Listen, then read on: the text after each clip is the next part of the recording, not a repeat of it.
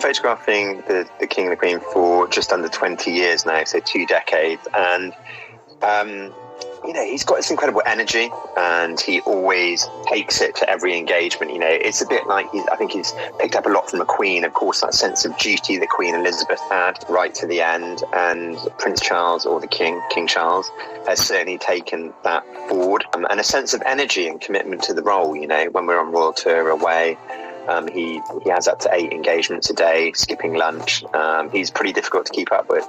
My favourite picture is probably the King on the day he was announced as head ranger of Windsor Great Park. He's leaning up against a 600-year-old tree, this ancient tree that must have seen so much history in its time. And I think it's quite a poignant image for a man who feels so at one with nature, who enjoys being in nature. It's an image that's away from the day-to-day formality of being a member of the royal family. So that particular shot is one that I like.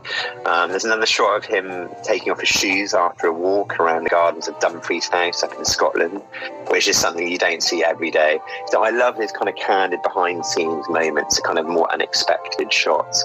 And did you know he had an ejector button in his Aston Martin? Probably not.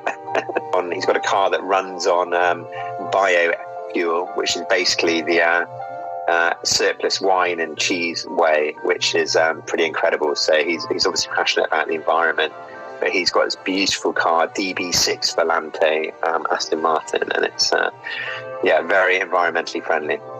Queen Camilla and the King have different houses with amazing gardens around the country. Of course, the Queen has a house in Gloucestershire, and the King has Highgrove. It's got these stunning gardens, and there's a photo in my book of the King working in the garden, amongst all these incredible perennials and flowers and plants. And I think to have that ability to kind of switch off in that kind of environment enables yourself to renew yourself and come back with a kind of renewed sense of energy.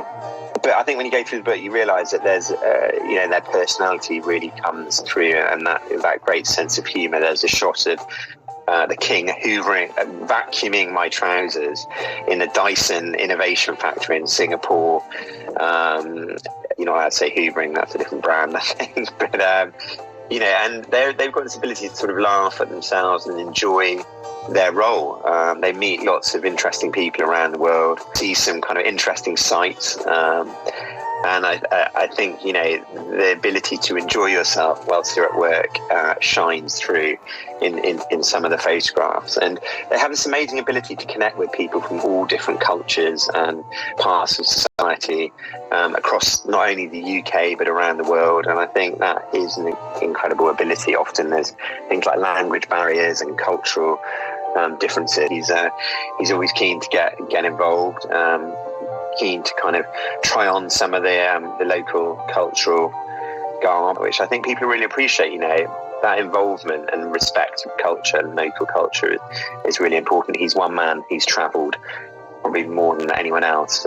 Certainly Queen Elizabeth was the most travelled monarch, but Prince Charles is very close behind. So he's a man with so much knowledge of different cultures and experiences. I think that's important, that makes him the man he is today.